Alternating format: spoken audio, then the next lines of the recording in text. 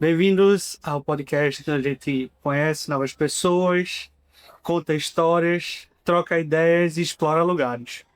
Eu sou Kepler Lafayette e nossa convidada de hoje é Renata Berenguer, advogada, especialista em Direito do Trabalho e Política de Gênero. Ela é conselheira federal da OAB, é é, sócia fundadora do Berenguer de Queiroz Advocacia, atende clientes do Brasil inteiro, tem 12 anos de experiência no nicho trabalhista e empresarial e hoje estamos prestes a descobrir como ela transforma ideias em ação. Renata, é um prazer tê-la conosco e a gente vai começar agora nosso primeiro blog sobre quem é você e como foi sua jornada.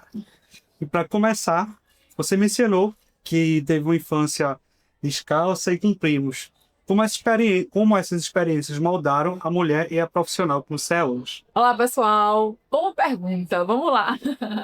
Eu acho que esse contato com a natureza, ela permite que a gente valorize mais a liberdade e deixe a gente mais próximo das pessoas, da vida real mesmo, sabe? Que é aquele andar de casa, pegar bicho de pé, subir em árvore. Isso faz com que a gente cresça de uma forma mais livre. E essa liberdade proporciona uma forma diferente de viver, porque quem vive sem muitas amarras floresce mais. É verdade, bem diferente das crianças de hoje em dia. É verdade. Agora, aos 8 anos, você já sabia que iria ser advogada. Pois é. Teve algum evento ou alguém que influenciou, que fez você descobrir sua vocação tão cedo? Teve. Foi o seguinte, eu sempre tive dificuldade para dormir, desde criança, desde muito pequena. Então eu acordava muito cedo e acompanhava todos os telejornais que vocês podiam acreditar. Então, assim, pequenas empresas de grande negócio, jornal, não sei o que, todos. Aí eu ficava lá, quietinha, esperando meus pais acordarem e acompanhando aquilo ali tudo. E sempre tinha uma notícia jurídica no meio. Uma que me marcou muito, assim, foi o caso do juiz Lau Lau, que Sei. ele roubou na construção do prédio do TRT, veja, já era TRT, do TRT de São Paulo. E aí, aquela história, aquele grande escândalo, eu era muito jovem, né? Me chamou a atenção, disse, poxa, como é que uma pessoa que conhece as leis, que tem uma oportunidade na vida, faz isso, Verdade. sabe? Por que ele faz isso? E aí, desse despertar, né, eles se chamaram a atenção, fez com que eu realmente sentisse a curiosidade, e a vontade de ingressar na área jurídica. Sua trajetória é impressionante, com diversos cargos, inclusive de liderança na OAB e experiência em empresas renomadas. Quais desses momentos você considera mais desafiadores que currículos? Poxa, eu brinco assim, dizendo, minha gente, parece que eu vou morrer amanhã, porque de tudo acontece na minha vida. Eu vivo uma vida muito intensa, muito intensa. E aí eu sempre tive essa impressão, rapaz, acho que eu vou morrer muito jovem, porque acontecem tantas coisas e minha vida é tão intensa, que parece que eu tenho que fazer tudo e viver tudo num período de tempo muito curto. E o que me marcou mais assim, ao longo da minha carreira foram vários momentos. Já teve primeiro, já trabalhei com um grande dentro da empresa que eu trabalhava, grande empresa, uma das maiores empresas do mundo. Com PCC dentro, a gente descobriu um esquema de PCC envolvendo 20 pessoas diferentes. Adivinha quem começou a história toda? Quem achou? Fui eu. Foi Aí quem começou? Pronto, tudo começou. Meu Deus! Quando a gente foi ver, foi assim um grande escândalo. Depois, mudei de empresa, uma das empresas que eu trabalhei também participou, né, do processo da Lava Jato, foi uma empresa muito importante dentro da Lava Jato. Depois de sair da Lava Jato, fui também assumir um processo dentro de outra empresa, onde envolvia a prisão de Fernando em Beira-Mar. Vixe, Maria. Muitas coisas. Tá dizendo? E ele tem dois pontos assim que são muito importantes, foi a prisão de um presidente de uma empresa que eu era a gestora jurídica Latam dessa empresa. Então foi assim, foi um desafio muito grande. Eu era a última operação da Polícia Federal, quem tem mandados de busca e apreensão, mandado de prisão. E é bem complexo. Parece uma vida de cinema. Ninguém acredita, assim, sério. É inacreditável. Aí tu acaba na área de compliance, era? Também. Eu tenho três formações diferentes. Eu tenho formação em compliance, privacidade e proteção de dados, e tenho formação na área de direito e processo do trabalho. E, além de ser gestora, né? Meu mestrado é gestão empresarial. Então, eu lidero o departamento jurídico como um todo. Liderava, né? Que agora não. Mas já estou no meu escritório, então continuo acompanhando, mas de forma privada. Você atuou em departamentos jurídicos no Brasil e na América Latina. Quais as principais diferenças e aprendizados que você teve ao trabalhar em diferentes contextos culturais? Meu Deus do céu, muito difícil. Assim, o primeiro que você tem que ter é aquela capacidade que o advogado tem de resolução de problemas. Então, se você for um bom resolvedor de problemas, você vai resolver qualquer problema de qualquer natureza. Você está ali, vá resolver. Seja de varrer o chão até ao problema mais complexo. Claro, se você tiver conhecimento técnico, para isso você faz. No meu caso, foi muito desafiador, porque eu gosto de estudar. Então, eu gosto de estudar, eu gosto de desafio, eu gosto. E sou muito curiosa também, né? O desafio era muito chocante em relação à cultura. Por exemplo, na Venezuela, tinha um processo, tinha lei que beneficiavam para quem recrutava, né? Selecionava pessoas que tinham trabalhado com asfalto. Vixe. Veja, tudo tem uma. A cultura muda completamente, né? Sim. Em Santiago também, no Chile, que era outro país também que eu atuei, tem uma cultura completamente diferente. Então, a forma de falar, eu tinha que mudar a forma de falar, porque o pernambucano é muito positivo, a minha comunicação é muito positiva. Você vai ver que eu falo, pronto, agora, isso. Tem gente que não se acostuma com isso, né? Tem gente que como a gente fala, né? Tem gente que fica arrodeando, né? Comendo pela beira. Eu não, eu vou pá. E aí eu lembro muito bem quando eu fazia a minha primeira reunião, era com o exército, é o exército do Chile, que chama-se, não é exército, na verdade eles misturam lá, tanto a polícia militar quanto o exército, aí chama Carabineiro. Certo. Lá vai eu fazer uma reunião com como é que é? Comandante não, como é que é? Meu Deus do céu? General. General dos Carabineiros. Vixe. Aí eu lá, problema altamente complexo. E aí, logicamente, eu procurei um profissional de lá que falava português, mas eu falava também espanhol tranquilamente. Aí ele disse: Olha, Renata, só tem uma coisa. Você não pode falar com o general da forma como você fala aqui. Eu disse: Por quê? Porque você é muito direta. Então você tem que ir devagar e tal, conquistando a confiança dele, até você falar o que você quer, tá certo? É sério, é assim. E aí ele disse: Não, então tá bom, eu já sei como é que eu tenho que falar. E aí, chegando lá, isso é bem interessante. Chegando lá na reunião, eu era a única mulher, uns 20 homens do exército, porque eles nunca vão pra reunião só, né? E aí, ele chegou lá e perguntou logo assim: perderam minha mala, eu tava sem minha roupa. Meu Deus do céu, a roupa, né? Porque a roupa também faz parte, né? Aí, caramba, lá vai eu, comprei as coisas pra achar alguma coisa preta, toda preta. Lá, e no Chile, que é tudo coloridão, né? Amarelo, vermelho, isso aqui. Se eu não for pra reunião, cheio colorida. Com o general, né? Aí, achei uma roupa toda preta, fui, toda formal. Aí, vejo, mas o general super elegante. Ele disse: Você é de onde? Eu disse: Eu sou de Pernambuco, terra do frevo. Pronto. Não conhecia? Menino, só que ele disse assim: Conheço, eu servi no exército com uma pessoa que era apaixonada por uma mulher desse estado de Pernambuco. E ela morava no bairro lá em Pernambuco que tem uma música. Aí eu disse: Labelle Biju! Aí eu disse: viagem, eu moro nesse bairro. Aí eu disse: Labelle Biju! Aí aquilo ali é muito importante você ter esse conhecimento cultural também, Sim. né? Porque quebrou o gelo. Ao seu Valença quebrando gelo. Total. Aí eu cheguei já lá com outro clima, né? Aí eu disse: Labelle Biju, a seu Valência, ele é ótimo, referência cultural muito forte. E aí ele falava que o amigo dele, o grande amigo dele, trocava as cartas de amor com uma mulher do bairro de Boa Viagem, que é onde eu moro. Massa. Você mencionando a Venezuela, eu tive uma experiência lá. E a gente teve que ser escoltado do aeroporto pro hotel. Uma comissão assim, os sinais todos fechados, mas abertos, pra gente não parar. E foi numa época que o pessoal tava fugindo, então a gente passava por mansões, várias mansões, tudo vazia, tudo caindo aos pedaços, porque o pessoal já tinha vazado de lá. É outra realidade, né? Mano. E assim, dentro do próprio Brasil, a gente já encontra essa diversidade de variedade de forma de viver mesmo. A região norte é outro Brasil. Outra Outra cultura, cultura, tudo tem, assim, sabe? Sul também é outro Brasil. Se colocasse o sul do lado do norte, meu Deus do céu. O Brasil tem uma extensão territorial gigante. É continental, 4 ou 5 fusos horários diariamente. diferente. É um país muito grande, é de uma exponência realmente continental. É muito expressiva. E esse tamanho proporciona essa diversidade. Verdade. Agora, você é uma mulher que faz de tudo um pouco. Como é que você faz para conciliar a advocacia, docência, você é professora, cargos na OAB, agora tá como conselheira federal. Qual a sua dica para gerenciar o tempo e ter sucesso em múltiplas áreas? Além de não dormir. Pois é, além de não dormir, hoje em dia eu durmo muito tarde, mas assim também, geralmente eu me dou o direito de também acordar tarde, de dia. Tá, não é muito tarde, mas 7 horas da manhã já é assim, dá mais tranquilo. Mas o segredo é primeiro persistir. Eu tenho assim, uma rotina muito bem encaixada. Eu posso citar aqui assim, uma rotina muito encaixada. Segunda é um dia muito intenso. Segunda eu estou no escritório, horário de almoço, compromisso da OAB.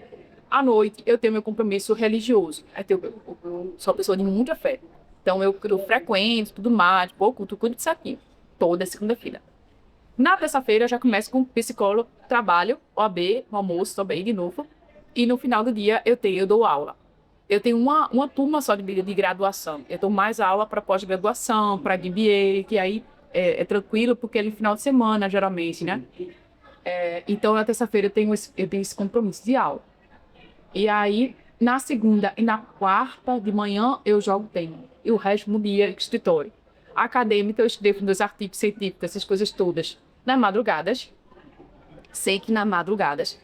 E aí, eu vou encaixando cada coisinha no seu devido lugar. E isso demora muito, tudo vai dar bem, mas com persistência você consegue. Você consegue fazer. Ser constante, né? Ser constante, exatamente. Agora, essa questão do sono, a minha qualidade de vida, ela mudou muito depois que eu botei atenção em regular meu sono. Eu percebi que para mim eu tenho que ter 8 horas no mínimo de sono. Através do Dr. Daniel Lafayette, que ele é psiquiatra e médico do sono, ele me fez perceber isso e a minha qualidade de vida realmente mudou bastante. Mudou completamente. Por exemplo, eu sempre tinha isso, eu sou super atleta, eu gosto de fazer de boca. Amo de boca. Aí, isso é o que eu fazia, corria 17 quilômetros, fazia musculação, jogava tênis. E não emagrecia, inclusive, não estava conseguindo voltar com o peso. Quando eu comecei a dormir mais, tudo melhorou. Tudo melhorou, porque eu ia dormir muito tarde, também estava acordando muito cedo. Aí, quando eu comecei a equalizar... Perfeito. O curta Identidade, Direito à Vida Transvesti ganhou um prêmio jornalístico. Vladimir ganhou um prêmio jornalístico. Conte-nos sobre a experiência de coordenar esse e outros projetos parecidos e o impacto que eles geram. Poxa, isso aí tem bastante orgulho nesse trabalho. Realmente é para mudar tudo. Eu sou uma pessoa que tem um costume, desde pequena, de fotografar um problema, olhar aquilo ali e fazer duas perguntas. A primeira pergunta é: o que eu contribuí para aquilo ali existir? Qual a minha parcela de culpa para estar aquilo ali? E o que é que eu posso fazer para mudar? Isso é muito reflexo da minha alma inquieta. Eu tenho essa natureza inquieta. E eu realmente quero transformar. O que é que eu posso fazer para melhorar aquilo ali? Então, no tempo, eu já como diretora da Escola Superior de Advocacia, aqui de Pernambuco, e eu fiquei sabendo que Pernambuco, em uma conversa, era matéria sobre mais, Pernambuco era o estado que mais mata pessoas trans no mundo. Aí eu disse, minha gente, como assim? E ninguém sabe disso. É o país que mais mata pessoas trans no mundo. A gente deixou esse triste pódio agora, em 2023 para 2024. Mas até 2022 é uma coisa assim, inacreditável. E você fica que não divulgam. Por quê? Número de violência veio. É difícil.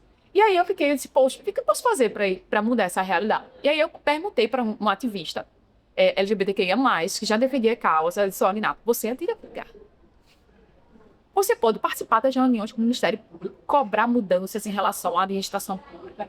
E só sua presença já vai dar uma... Aí eu comecei, eu disse, não, tudo bem, veja. Vou para lá. E eu ia, mas se aparecesse, mas não é o suficiente. O que é que eu posso fazer mais? Eu disse, olha, A única coisa que pode mudar, eu conversando com meu pai também, meu pai disse, minha filha, no dia que a gente era adolescente, eu nunca gostei, meu pai é um ser humano iluminado, mas amigos meus andavam nas avenidas e jogavam pedras nos travestis. Batiam neles. Eu lembro da minha adolescência, inclusive, primos de uma amiga minha fazendo a mesma coisa. E essa cultura da violência do nada por nada, na verdade, fez com que eu disse, meu Deus, eu acho que a única coisa que pode me dar isso é a oração. Como é que eu vou educar as pessoas para esclarecer o que é uma pessoa trans? Porque nem todo mundo sabe, eu falo porque eu também não entendia. Aí eu comecei, se vou fazer um curta-metragem, que eu também sou de caretona. Vou fazer um curta-metragem. Aí eu conheci o jornalista maravilhosa, a Silvia Peça. Eu, Silvinha, manda um orçamento aí. Eu quero falar sobre discriminação de pessoas trans de uma forma que conscientize as pessoas. As pessoas entendam o que é a realidade dessas pessoas. Mostre pra gente o que é que existe no direito, porque tem muita gente que fala assim, ele já tem direito demais. Já tem direito demais. Eu disse, eu quero mostrar que ele tem direito. Mostre quais são os números, mostre qual é a realidade no trabalho e mostre qual é a realidade na família. E aí, a gente produziu o curta uma acessibilidade gigante, que é o Identidade da Amnistia. Ganhou o maior prêmio de direitos humanos do Brasil. E a gente concorreu simplesmente com o Fantástico. É uma produção independente da Escola Superior de Democracia, que foi construído com muito amor, com muita acessibilidade, com empatia pela causa. E é um orgulho, assim, é uma das coisas assim, que eu tenho muita felicidade de ter conseguido passar o placô que a gente tinha pelo tema para as pessoas. Então, assistam, tá lá no YouTube, e foi um sucesso. Eu acho interessante essa questão de você querer, ou de você ter um pensamento de mudar a situação através da educação. Tá. Não orientava eu chegar a fazer uma campanha só. Eu disse, não, educar é a melhor forma. É o que transforma. Transformando vida também é educação. Inclusive, esse foi o título da matéria que a gente escreveu sobre você. Exatamente, foi bem legal. Então, é muito bom isso.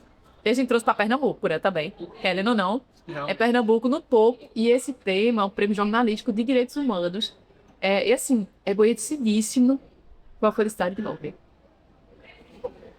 Você foi eleita em 2022 a professora mais bem avaliada da Uninasal. Qual é o segredo da sua didática e a conexão que você tem com os alunos? Esse Mari, agora pronto.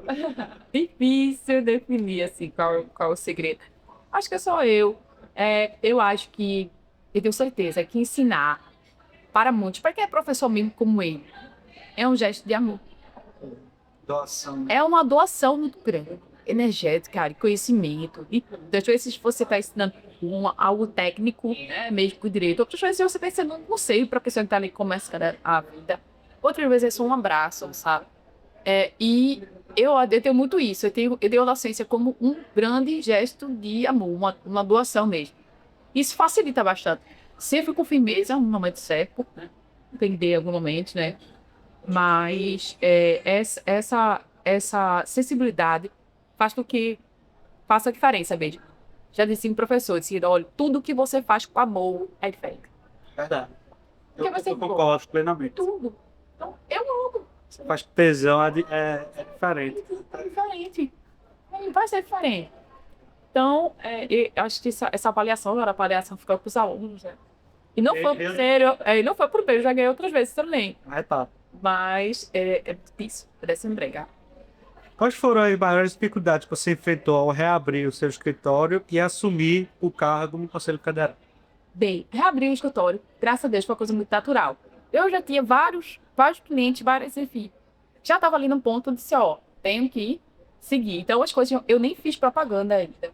Eu não deu tempo de fazer. Eu tava fazendo. Pronto.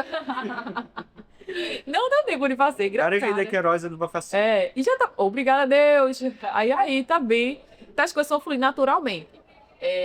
E o Conselho Federal. Bem, Conselho Federal é um desafio bem grande, é uma responsabilidade muito grande. Representar a bancada de Pernambuco é uma bancada muito atuante. E a gente participa praticamente das rodas jurídicas mais importantes do cenário brasileiro. Então, a gente participa de basicamente tudo que funciona no Brasil, todos os grandes dilemas do judiciário, porque hoje tudo está judicializado, né, do Supremo Tribunal Federal, os projetos de lei, a gente participa. Semana passada estava participando da discussão do novo Código de Processo do Trabalho. Imagine a importância que você tem de participar diretamente da construção de uma lei que vai impactar no seu dia a dia, no dia a dia dos seus clientes, no dia a dia da sociedade. É muito desafiador. Isso mostra o quanto foi importante eu ter estudado. E aí isso faz muita diferença. Porque também sem conhecimento, ocupando o espaço, e sem coragem também. Okay? Então, é algo que você demanda coragem. Você vai falar para os melhores advogados mais conceituados do Brasil. Mas, assim, vou dizer que estou todos, mas todos que estão ali ao passe. Mas, assim, são grandes advogados. Você vai abrir a boca, falar besteira, não dá. Você tem que saber o que falar. Se garantir mesmo. Exato. Mas tem sido muito bom, a oportunidade, assim. Enfim. Eu vi que recentemente a ESA, não sei se não é mais da ESA, para o Conselho Federal, mas a ESA Nacional, provavelmente pouquíssimo em relação a ser agora uma instituição de ensino, né? Exatamente, com a faculdade. Faculdade. Mas é uma grande revolução, transformação do conhecimento jurídico. E foi através do nosso presidente, Rony Preus, que foi ex-presidente daqui da UB Pernambuco, é conselheiro federal também, mas é também presidente da Escola Nacional da Advocacia. Um grande orgulho, Alberto. Sua carreira é marcada pela defesa das pautas de direitos humanos, desigualdade e diversidade. Em relação à pauta de gênero e diversidade, em relação à pauta de gênero, inclusive você recebeu a medalha do mérito Frei Caneco, principal comenda da Justiça Eleitoral em Pernambuco. Como é que foi essa pista? Meu Deus, valeu, comendadora. No caso, aí, Comendadora Rinaldo. bem por isso. Primeiro, muito honrada, né? Fiquei muito feliz, muito honrada. Nem imaginava, nunca. Nenhuma, né, na verdade. Acho que muito dessas coisas, muito dos peitos que eu iria receber, eu não imaginava de que receberia. Esse foi, assim, uma felicidade enorme por tudo que a gente defende, né? Porque não é fácil. Defender direitos humanos, defender igualdade, não é fácil. Porque hoje a gente vive num mundo muito desigual. O nosso Brasil é muito desigual. Então, se você quer estar na igualdade, alguns vão perder o espaço para que outros cheguem. E nem todo mundo quer dar o espaço para você. E vai dizer, olha, esse espaço é seu. Tem 50 desembargadores. Agora a gente vai colocar uma mulher. Vai ser você. É luta. Conquistar, É luta. atrás. Tem que ter coragem, tem que ter determinação, tem que ter força. Você vai chorar, você vai pensar em desistir, você vai fazer muitas coisas. Eu vivo uma vida assim, olha, eu acho que a série eu defendo. Você não vai viver calada de injustiça. Nunca, seja ela pequena ou grande. Você não vai viver calada de injustiça. Eu tenho esse defeito, assim. Ou qualidade. Ou qualidade. Porque quem descobriu que ia ser advogado aos 8 anos, tá no sangue. Exato. Aí é uma paradalha, assim, porque ali todo mundo tem a coragem necessária também para tentar enfrentar isso, que lutar pela desigualdade. Porque tem gente que nem enxerga desigualmente. Essa é a realidade. Uma bolha. Vive numa bolha. Por exemplo, esse número agora que eu falei. Quantas pessoas no Brasil, né, não sabem que nós éramos um país que mais mata pessoas trans? Quantas pessoas não sabem no Brasil que a cada 6 minutos, a gente está aqui nessa entrevista, a cada 6 minutos uma mulher é estuprada no Brasil? Quantas pessoas não sabem que em Pernambuco o único número que aumentou sobre violência doméstica e assassinato foi contra a mulher negra? Então, assim, são coisas que a gente precisa, primeiro, dar visibilidade. E dessa visibilidade, entender que tem alguma coisa errada. Tem alguma coisa errada. E falar que alguma coisa está errada significa que algumas pessoas estão errando. E quem são essas pessoas que estão errando? Nós temos políticas públicas que não estão sendo efetivas em relação a isso. Não estão sendo efetivas. Existem leis, existe sistema prisional, existe judiciário, mas esses números não estão melhorando. Aí é por isso que a gente vai deixar as crianças para lá? Não. Porque nós temos irmãs, filhas, mães, amigas que vão passar por esse mundo, que já estão nele. E depois que eu comecei a falar sobre isso, é muito importante, inclusive, esse testemunho. Várias mulheres, várias rodas, sinalizam que passaram por algum tipo de violência. Então, a contagem, assim, e aí, esse ativismo, querendo ou não, E aí várias mulheres vieram relatar para mim, quando eu fiz cabo, 7 mulheres que eu conhecia muito próximo a mim tinham sofrido, se passaram por estupro. E outras por violências de outros níveis diferentes. Mas isso é uma preocupação muito grande. É só realmente quem consegue ter essa sensibilidade, quem abraça mesmo essa pauta, que não é uma pauta simples. Eu me emociono por não falar disso. É uma coisa que é muito complexa. Carregado, né? Carregada, porque assim, não é fácil. Não é Emoção fácil. envolvida no meio. Exatamente. Fica- Não é fácil, mas eu defendo em todos os lugares, todos os dias, com todas as minhas forças.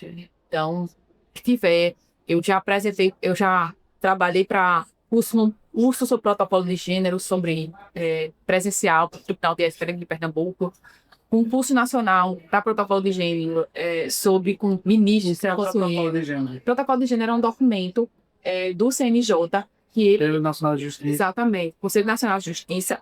E esse documento é um guia prático para como os atores da justiça, todos os que participam da justiça, devem agir diante de desigualdades de gênero, sexo, cor, ou etnia, idade, de maioria minorizadas ou minorias dentro do nosso país.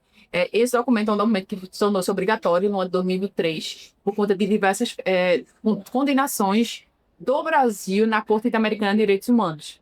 E aí a gente foi obrigado a criar um documento, um guia prático, para dizer às pessoas como é que elas devem observar se dentro do processo judicial existem desigualdades ou não.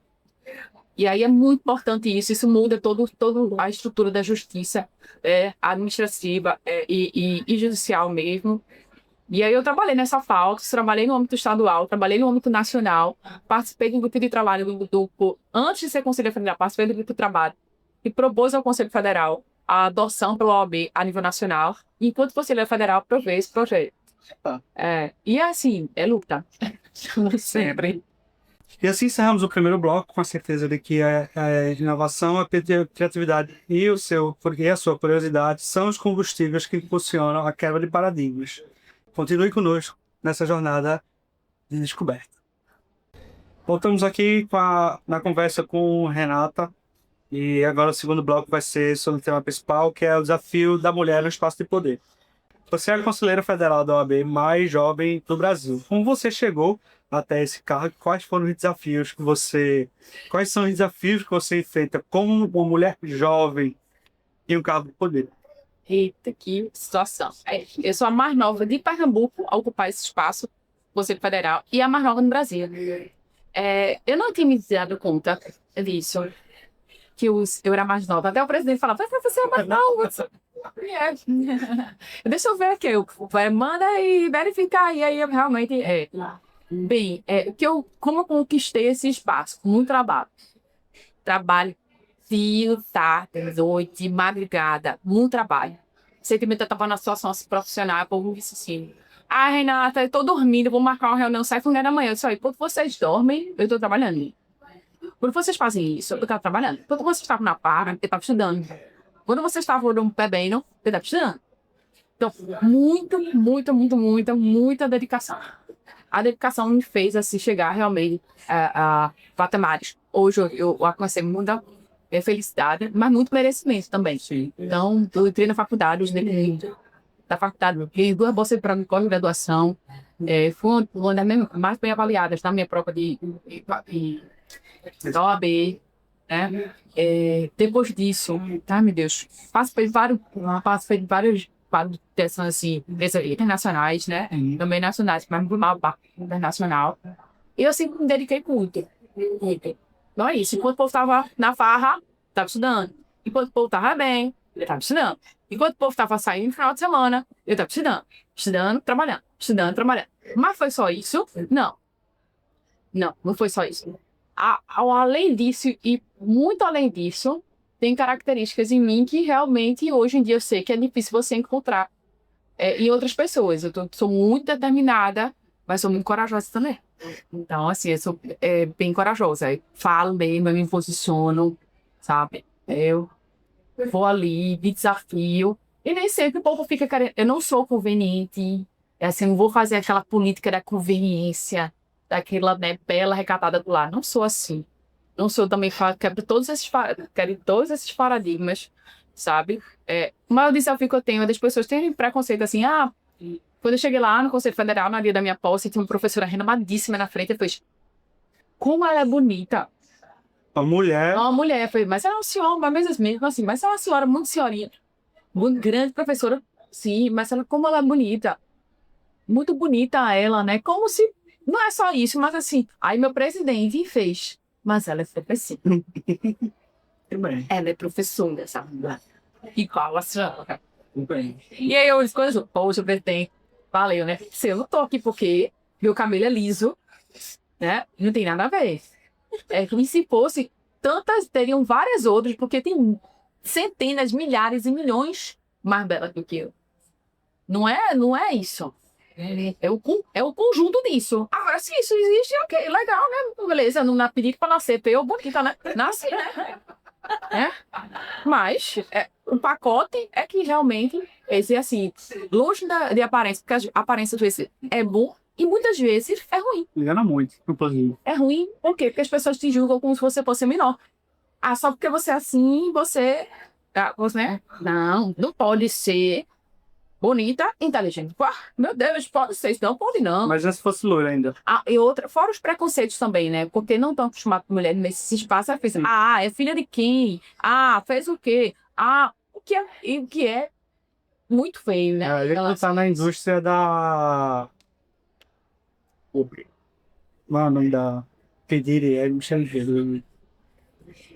Pra gente não tá na indústria de entretenimento. Né? É, exatamente, não é entretenimento. Então, assim, nenhuma pessoa fala para um homem como você é bonito. Ninguém fala isso. Já vou fazer o inverso. Você vai terminar uma palestra, deu lá o seu máximo. Como você é bonito. Gente, alguém faz isso? Vamos levar um pouquinho esse debate. Ah, né? você veio para. Imagine a pessoa ser um pós-doutor em direito, estudou centenas de horas, aí chega uma pessoa depois dele falar uma explanação e fala: nossa, como você é bonito. Não tem nada a ver. Eu não tô ali para ninguém dizer que tá bonito, não tô macarrão ninguém, não. Eu tô ali para trabalhar. Isso aí. Então, pronto, acabou, você sabe. Isso é ruim. Isso é ruim. Mas, eu não tô nem aí também pra isso, não. E se for, se não for, agora a gente enfrenta esse tipo de dificuldade. Enfrenta, mas já agora eu já tô. Tá acostumada. Bem. Na sua visão, o que é que precisa mudar na sociedade e nas instituições para que mais mulheres ocupem espaços de liderança? E muita coisa. Primeiro, políticas públicas efetivas. Hoje, a maior parte das leis são feitas por homens. Homens não têm a sensibilidade das mulheres. Acho que eles não têm as mesmas dores, eles não têm as mesmas experiências. Então, isso faz com que, claro, obviamente, as leis não tenham tanta efetividade quanto deveria ser. A lei vai existir, existem inúmeras leis no Brasil já próprias para isso, mas não são eficazes. Elas precisam ser melhor desenvolvidas para acolher as dores e as violências contra as mulheres. Então, o primeiro ponto é leis mais eficazes. Como é que essas leis mais eficazes vão fazer? Quando mais mulheres chegarem dentro desse poder, desse espaço de poder que é construído do legislativo, né? Isso é importante. Assim como também é muito importante a ocupação de mulheres e outros espaços de poder no judiciário e no executivo. Sem essa ocupação, a gente não vai ter olhares diferentes para a sociedade. A gente vai ver um ângulo só da sociedade. Você sabe muito que, assim, a realidade é que as pessoas que estão chegando lá, chegam no topo, elas se apresentam, maioria das vezes, 2% da população, que é o percentual de pessoas ricas. O resto dos 98% ele não conhece qual é a realidade dos 98%. O homem branco que está ali, que tem aquele pradão, ele não reconhece a realidade da mulher de 52%. Sim. Então, assim, é importante que o nosso país ele tenha cada vez mais mulheres e homens. Não estou dizendo, né, feminismo excluindo homens, não, mas é incluindo mulheres nesses espaços. A partir dessas inclusões, a partir da política da construção de políticas efetivas para quem sofre a dor, aí a gente vai ter um país diferente. Você falou essa questão dos 2% vezes os 98%. E aí eu li um livro no meu último ano em faculdade, que foi de um francês, Piketty, o Capital no 21º século. E aí ele explica como o capitalismo funciona e matematicamente, econometricamente, ele descreve por que isso acontece no capitalismo. O capitalismo, ele nasceu com essa premissa. Quem tem mais vai ter sempre mais e quem tem menos vai ter sempre menos. Essa é uma realidade a nível mundial que a gente enfrenta, mas que eu acho que seja a menos e dê menos problema dele ter disponível. Você acredita, não, que conselho prático você daria para as mulheres que almejam o cargo de liderança, mas se sentem inseguras ou desestimuladas? Não desistam. Não tem nenhuma pessoa que não tenha pensado em desistir. Não tem nenhuma pessoa que não tenha chorado em silêncio ou chorado na frente. Qual a grande questão? Você não desistir, porque todos os espaços você pode ocupar de qualquer natureza e faça o que depende de você. Eu tenho muito disso. O que depende de mim? Isso, minha vida mudou quando eu decidi correr 17 quilômetros. Eu corria 3, depois corria 5, 7, 10, 12. Cara, tudo 12 eu não cheguei a 17. Uma vez, 2 vezes, 3 vezes. Até que um dia eu acordei e disse: o que eu preciso para correr 17 quilômetros? Tá aqui, né? Exato. 2 pernas, não. 2 pernas não, porque tem gente que corre sem ter 2 pernas. Sapato, não. Sapato agora tem sapato curta distância, longa distância. Eu comprei, porque senão a coluna do IMB. Sapato tem. Música, que eu gosto de música. Tem. Tem alguma coisa te prendendo, Renata? Não. Tá alguma coisa te pedindo? Não. Vai lá e corre! A minha vida mudou porque eu fui lá e simplesmente corri os 17 quilômetros. Se eu não vou morrer se eu correr os 17 quilômetros, então eu vou correr. E aí, tudo que depende de mim, eu faço. Tudo que depende de mim, eu faço. Vai ter um bocado de jeito. Outra coisa, assim, que é muito importante para quem quer ocupar esses espaços. Vai ter 98% das pessoas vão dizer que você não consegue, que não é para você. Mas sempre se agarra a pessoa que diga: vai, eu tô aqui. Vai. Como é importante, meu Deus, você para pessoas assim. Vai, você vai conseguir. E abrace tudo. Se der errado depois, para mudar depois. Avalia eu, que eu sabia ser gestora jurídica mundial da Latam, de uma empresa. Do dia para a noite eu estava em direito brasileiro. Do dia para a noite eu tinha que abrir empresa na Venezuela, no Equador, no Peru. Eu aprendi. Como foi? Eu disse: não consigo, não. Oxe. Botando a cara aí, né? Eu vou. Pesquisa aí. Vamos pesquisar aí. Procura a pessoa certa. Vamos fazer. Abrace os desafios que a vida manda. Cavalo para o sociedade. Suba. Faça a sua sorte, né? Faça a sua sorte. Não desista. Não desista. Acredite em você, esse saco de pessoas que acreditam em você. Se a pessoa estiver puxando para baixo, você não vai fazer. Assim, tá? Esqueça essa pessoa. Vai-se embora. Pode ser seu pai, sua mãe, seu irmão, seu marido, o que for. Largue. Largue. Você é você e você vai conseguir. E a maior parte das coisas que você consegue, comece você quebrando seus próprios limites, que são criados por você mesmo. Aquelas crenças limitantes. Exato. Não quero, não vou. Não quero. Eu lembro que um rapaz uma vez foi vender seguro para mim. Ele disse assim, eu disse: por favor, eu queria dar uma olhada no contrato para saber quais são as métricas e tudo mais. Ele: mas você não vai entender? Eu disse: pra cima de Moá. Tô aula de direito. Avalie esse contrato. Poxa, que eu não vou entender. A pessoa tentar continuar a diminuir os outros. Às vezes ele vai. Devo lá na porra do Google e. Só tu entende isso aí. É uma coisa mais difícil. Não vou entender o contrato. Aí deu fora nele também do mundo. Pode ser que não tenha problema, não. Mas é porque, gente, como assim? Não faz ninguém crescer. Isso aí. Só faz isso, vó. Distancia, é o que mais tem. É o que mais tem. Se distancia dessa pessoa. Vá, siga, viva. Se desprenda de todas essas amarras. Isso é pra gente, não. É pra quem quer chegar alto. Você acredita que a advocacia ainda é um ambiente predominantemente masculino?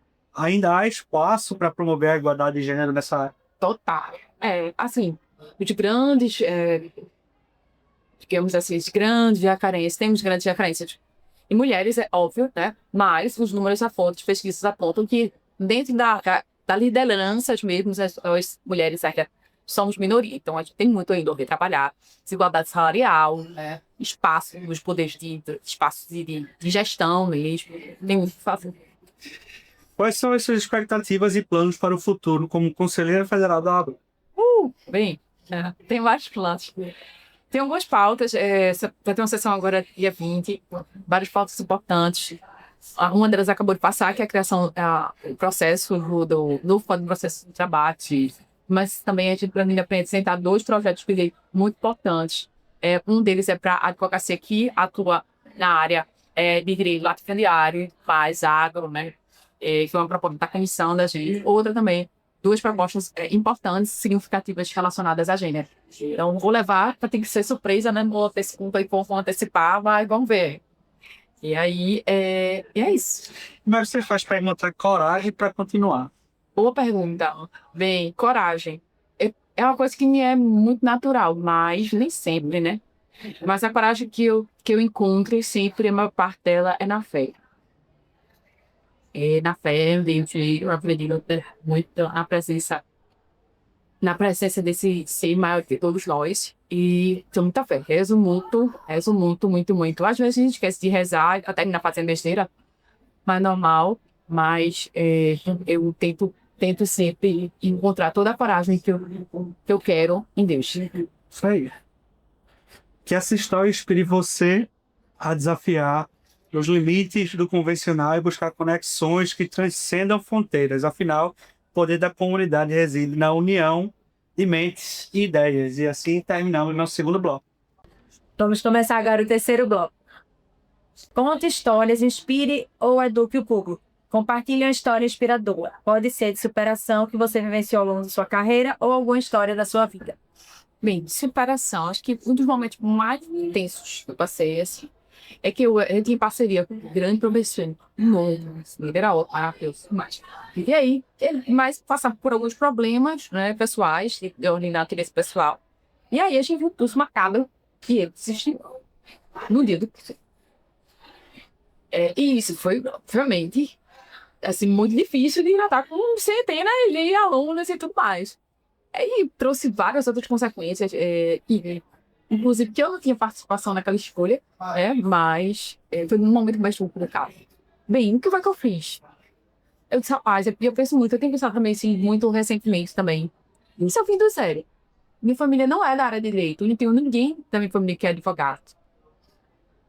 Não tenho nenhum parente que fez com que eu chegasse até aqui. E se eu tiver que recomeçar de novo, eu vou recomeçar. Então, naquele tempo, pedi muito a Deus, né? Rezei muito. E surgiu uma oportunidade, não sei da onde, naquele tempo, não sei da onde, uma pessoa ligou pra mim e disse, olha, aqui é o cursinho, o maior cursinho jurídico no país. Aqui é do cursinho que tava falando tal. E aí a gente ficou sabendo desse perfil, que eu também saber se você aceita fazer as aulas do cursinho. Eu disse, cara, mas óbvio, pelo nome disso, do nada, eu estaria no maior cursinho do Brasil. Eu disse, pô, aceito, claro. Ai, olha, você vai ter que criar esse contrato, mandar um contrato pesadíssimo. Eu tenho que cumprir, praticamente, eu tenho que escrever 100 páginas por semana. Quando eu disse assim que minha vida é louca. Ai, mas era uma oportunidade que estava ali. Era uma oportunidade muito boa de mercado, uma oportunidade muito boa financeira. Eu tinha acabado de passar com esse momento. Estava no meio do bilhão disso. E aí eu disse, vou fazer, vou. Não me pergunte como, né? Eu encontrei forças para escrever. Não, era o meu computador, o computador começou a travar. Eu tenho vários livros abertos, eu tenho que escrever a aula, escrever mesmo.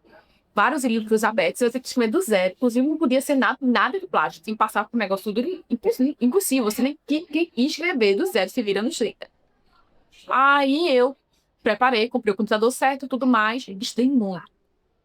E aí, eu naquele momento assim, eu estou matando, mas tanto, que eu descobri que meu olho até chorava sozinho. Porque você fica tanto tempo acordada, minha mente é muito acelerada, eu tinha uma necessidade, porque eu precisava daquilo ali. Eu estava precisando, porque de repente, como a renda foi embora, enorme, e eu precisava estar ali, e eu tinha abraçado aquela oportunidade de encontrar com muito leonino. E aí, eu passava a madrugada, meu olho começava a chorar sozinho. Era o horário que eu ia dormir. Terminava, dormia 2 horas, acordava no outro dia, quando eu tinha lido. Eu não sei, muitas vezes eu olho assim para trás, para o meu passado, e eu disse, eu não sei onde encontrei forças. E eu chorava só mesmo, eu sentava assim, às vezes, na cama, eu disse, poxa, meu Deus, obrigada pela oportunidade, mas quão difícil. E dali, eu consegui terminar as aulas, eu era a única pernambucana, mal possível para o concurso público do Brasil. Foi uma experiência assim, sensacional. Fez eu chegar no meu limite de estafa, de tudo, né? Eu tava muito emocionalmente abalada por conta do término dessa sociedade com esse professor, mas mesmo assim eu encontrei forças, muita força de Deus, também necessidade para reunir e superar e passar essa fase, sabe? Não é fácil. E eu acho que todo mundo vai ter, cada um vai ter. Existem várias histórias de superação, né, na vida. Uma mais simples, outras mais. Mas essa foi que eu lembrei agora que foi muito importante, assim, ter essa experiência de, mesmo no limite, você conseguir, dando o máximo. Mas quem como David, né? Então, Quais são os principais desafios que as advogadas enfrentam no dia a dia? é difícil, desafio de toda a natureza. De todas as naturezas. Eu acho que primeiro é essa colocação no espaço do mercado de trabalho, né? A gente, mulher, a gente tem que se preocupar com tudo. Esse é o primeiro ponto. A gente tem que se preocupar se a gente estacionou o carro ou a gente vai ter que atravessar a rua e alguém vai passar e vai fazer alguma coisa com você. Não é assaltar, levar só um celular, que não é o só, mas fazer muito mais com você. A gente vai despachar com alguma pessoa, alguma autoridade, se estiver na sala sozinha, pode acontecer alguma coisa. A gente vai para uma sala de aula, é a mesma coisa. Em todos os ambientes a gente tem uma preocupação diferente. E o fato de ser advogada não impede que a gente passe por essas situações todas, né? Pelo contrário, muitas delas acham que não vai acontecer com ela porque são conhecedoras da lei. Mas não é isso. Tem nada a ver. Tem nada a ver com isso. Eu acho que o primeiro é só pelo fato de você ser mulher já tem várias dificuldades. De fato, você advogado não afasta as dificuldades de ser mulher. E outras é que, de fato, o ambiente jurídico ainda é um ambiente muito machista, muito cheio de seus tabus e amarras, e, sabe? Isso é bastante negativo. Mas a gente consegue, eu vejo hoje grandes mulheres em liderança, Marielle, Gisele Martorelli, né, as pernambucanas, Ingrid Zanella e tantas outras que são referências. E eu espero que esses 3 nomes que eu citei agora, existe outra, Márcia Rino também, mas que tem várias outras mulheres alcançando esses espaços que devem passar. O que você acha sobre o tema desafios para enfrentar mudanças? Desafios para enfrentar mudanças. Eu acho que toda mudança é desafiadora. Porque você vai mudar. Você vai mudar aquilo ali, você vai sair de um estado confortável seu. É um status ali. Para você sair daquela zona, você vai ter que se balançar. E para você se balançar, vai ter aspectos bons e aspectos ruins. Então, mudança é sempre desafiador. Qual o maior aprendizado que a advocacia te proporcionou? A maior aprendizado que a advocacia me proporcionou, eu acho que é a possibilidade da gente defender o Estado Democrático de Direito, trabalhar diretamente com a cidadania. Isso é muito importante. Eu não vejo o processo como um processo só. Eu vejo ali que muitas vezes o processo é a vida da pessoa, né? Tem processo que é a vida da pessoa. Vai ser enfim, vai ser uma questão societária, vai ser uma questão de divórcio, vai ser uma questão trabalhista. Às vezes é a vida da pessoa e eu trato com essa responsabilidade muito grande. Ter essa empatia com o meu cliente, que me coloca no lugar dele. Eu nem sou de atuar muito na área criminal, mas às vezes, quando necessário, faço criminal também. E eu fico hoje, cliente preso, meu Deus, avalia, meu Deus, você só é advogado quando solta uma pessoa. Não soltou, não é advogado, viu? Fim do terceiro bloco. Agora vou pro quarto bloco. Quebra de paradigmas e perguntas rápidas. Tá. Em sua trajetória pessoal, houve algum momento específico em que você percebeu que precisava quebrar um paradigma para alcançar seus objetivos? Houve. Quebra paradigma, houve sim. A gente já teve vários processos dentro da OAB de luta de equidade, em que houve realmente, não só eu, mas com outras mulheres também, uma necessidade de estabelecer, de quebrar paradigma de usar a voz da gente com muita força para mostrar que a realidade teria que ser diferente. Quais paradigmas culturais ou sociais você acredita que ainda precisam ser rompidos para que haja mais inovação e inclusão em sua indústria ou no mundo? Machismo, né? Pra começar daí. Tem que ser isso. Aí é coisa do passado. Meu Deus do céu, você é tão retrógrado. Você olhar uma pessoa, não, você é mulher, né? Pelo amor de Deus. Isso aí. São tantos tabus que o machismo impõe, assim. Você não pode usar isso, você não pode usar aquilo. Batom vermelho. Tem homem que acha um absurdo mulher batom. Você está suando. Batom. Pelo amor de Deus. Sabe? Essa é besteira. Ainda tem que ser modificada. Olhando para o futuro, quais paradigmas atuais você acredita que precisam ser quebrados para que novas formas de pensar e agir sejam mais amplamente aceitas? Quais são os paradigmas que a gente tem que quebrar para que novas formas de agir têm que ser feitas? Essa história de que existe só uma forma de ser feliz. Todos esses tabus de você precisa ter um filho para ser feliz, ou você precisa casar para ser feliz, você precisa disso. Você precisa de você mesmo. Você já tem tudo que você precisa, a primeira vida. Todo dia, através da sua vida, você pode fazer uma manhã diferente. Então, se quebrar esses tabus de que a felicidade está em coisas ou em outras pessoas que não você, esse, com certeza, faria diferença. Não sei se é Uma palavra que define você. determinação. Um livro que marcou sua vida. O último, Homem Milionária. Legal. Vou Um da filme que cabeça. você ama. Até o último homem. Um momento que você não esquece. Realmente que eu não esqueço nascimento da minha sobrinha. Um prato que você não resiste. Tá trânsito. Pessoa que te inspira. Ingrid Zanella. Um sonho não realizado. Ainda não realizado um doutorado. Doutorado. Um lugar que você ainda quer conhecer. A região da Catalunha. Um conselho que você daria a si mesmo no passado. Paciência. Doce ou salgado. Saudade. Verão ou inverno. Verão. Gato ou cachorro. Cachorro. Praia ou montanha. Ai, os dois, mas acho que prefiro praia. Café ou chá. Café. Manhã ou noite. Manhã pra treinar e noite pra trabalhar. Pra tomar vinho. Qual é o seu lugar favorito no mundo? Minha casa. Qual é o seu maior medo? Não tem medo. Sonho de infância. Ai, bicicleta. Maior vício. Esse tente. Hobby favorito. Jogar tênis. O que te tira do sério? Injustiça. O que você faz para relaxar? Jogo tênis. O que não pode faltar na geladeira? Uva. O que você mais admira em alguém? O que eu mais admiro é generosidade. Qual é a hashtag de sucesso? Tamo junto, mano!